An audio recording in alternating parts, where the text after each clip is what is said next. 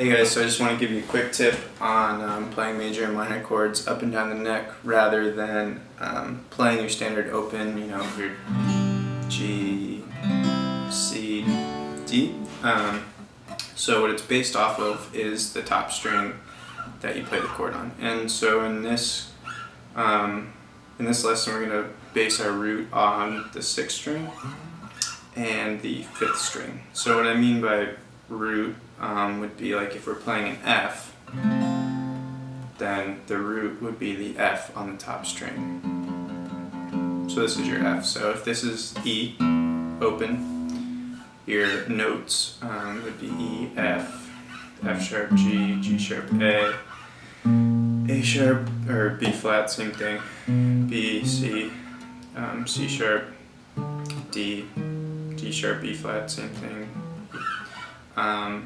Yeah, so you would find your root on the 6th string and play the major shape. And so the major shape on the 6th string with a 6th string root is the F you learn.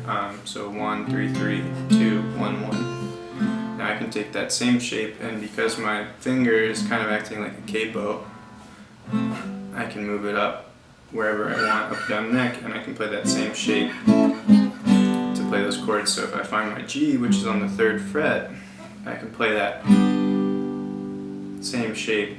In this case it would be 3, 5, 5, 4, 3, 3.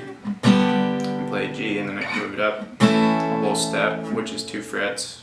A half step is 1 fret.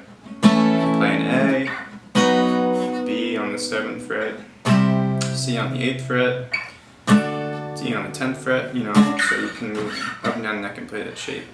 Same thing goes for minor chords as well.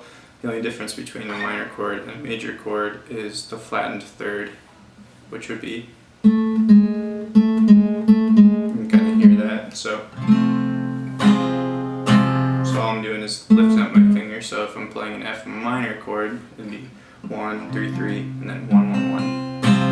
Now I can move that up to G, play G minor, can move that up half step and play G sharp minor, you know, so. So that's the two positions on, or not the positions, the two shapes on the 6th string root. Now if we move down one to the A string on the 5th string, or the 5th string, same approach, just different shapes. So that would be A, B, C, D, E, F, G, A, and then all the notes in between, the sharps and the flats. The major shape would be, say, if this is B flat, then the major shape would be 1, 3, 3, 3, and then 1. I usually just play. I usually don't play this one, I usually just mute it. Do whatever you want though. And so yeah, you can move it up. If I find the C, which would be on the 5th string, 3rd fret, I can play C instead of playing it this way. You know, and yeah, it goes on and on. So say I find the E, which is up here on the 7th fret, 5th string, I can play an E rather than playing and then same thing with the major minor. I flatten the 3rd of the chord. So a B flat minor with a 5th string root would be 1, 3, 3, 2, 1. And you can move that up and down. So if I want to play an F minor, find the F, which is on the 8th fret, and voila, there you go. So that's 4 shapes. You have your 6 string shapes, which would be F, or let's do A for an example. And then you can play the minor, which is, and then same thing on the 5th string. So if I stay on the 5th fret, then this note right here would be a D. A, B, C, D, and that's my major shape.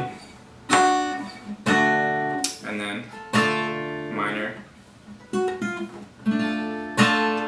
So yeah, just quick tip. So practice those 4 shapes and get used to memorizing these notes on the 6th string and the 5th string when you're first starting out, because that way you can quickly pick up, okay, well, if I need to play an F, I can play it down here, or I can play it up here, or a C, play it up here,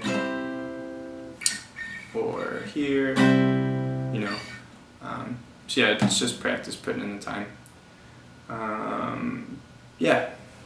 If you have any questions, just shoot me a message, and I'll try and put up a video on major scales, on the major scale, and what I'm talking about with intervals and flattening the 3rd and the difference between major and minor scales a little bit later, probably next week or something like that. So yeah, stay tuned and have fun.